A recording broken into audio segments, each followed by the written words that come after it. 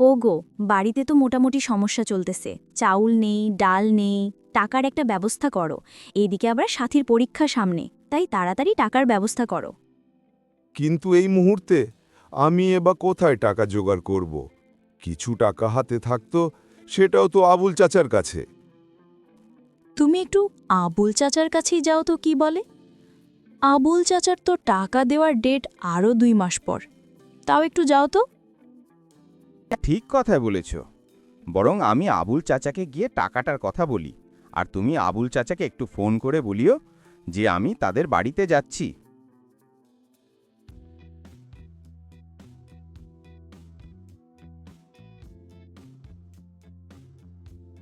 এটারও পরীক্ষার সামনে, আবার বাড়িতেও সমস্যা। দেখি আবুল চাচাকে টাকাটার কথা গিয়ে বলি। আবুল চাচা, এই সময় টাকাটা দিলে অনেক উপকার হবে।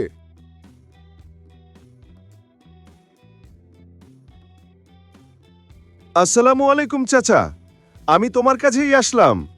চাচা, আমার মেয়েটার পরীক্ষার সামনে, আবার বাড়িতেও একটু সমস্যা চলছে। আমাকে টাকাটা দিলে অনেক উপকার হতো। হ্যাঁ, বৌমা আমাকে ফোন করে সব বলল। তবে বাবা, আমার কাছে যে এখন অতগুলো টাকা নেই। আমার কাছে এখন 10,000 টাকা আছে, সেটা নিয়ে যাও। আর সমস্যা হলে 2-1 দিন আগে বলিও, আমি জোগাড় করে দেব। চাচা, এই সময় তুমি আমাকে টাকাটা দিয়ে যে কি উপকার করলে তা বলার বাহিরে।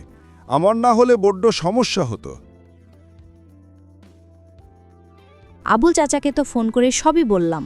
চাচা যে কি করতেছে, আবার সাথীর বাবাকেও পাঠিয়ে দিলাম। চাচা যে কোনো কিছুই বলল না, ফোন কেটে দিল। মা, তুমি একা একা কার সাথে কথা বলতেছ?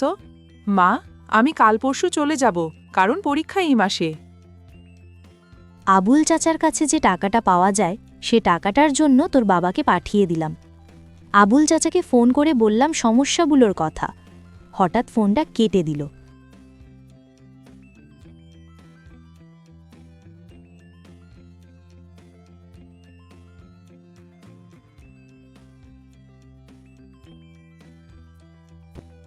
যাই হোক, আবুল চাচার কাছে গিয়ে 10,000 টাকা তো পাইলাম। ভাগ্যেশ চাচা আমাকে ফিরিয়ে দেয়নি। আবুল চাচা 10,000 টাকা দিল এবং বলল, টাকার যদি দরকার হয় 2-1 দিন আগে বলিও, আমি টাকাটা জোগাড় করে দিব। চাল ডাল 2 থেকে 3 দিন চলে যাবে। সাথী নাকি কাল পরশু ঢাকা চলে যাবে। বাজারে গিয়ে মাছ মাংস কিছু একটা নিয়ে আসো। এইদিকে আবার সন্ধ্যাও হয়ে গেছে, যাই তাড়াতাড়ি।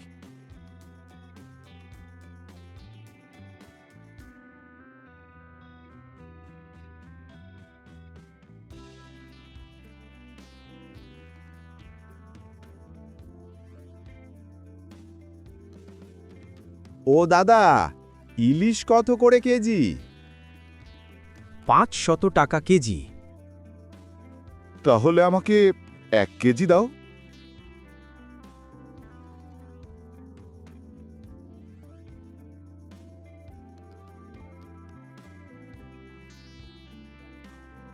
ভূত, ভূত, আমায় বাঁচাও, আমায় বাঁচাও, আশেপাশে কেউ আছেন? চিল্লাই কোনো লাভ নেই। আমি কতদিন ধরে ইলিশ খাই না, আজকে ইলিশ খাবো, তবে তোর কোনো ক্ষতি করব না।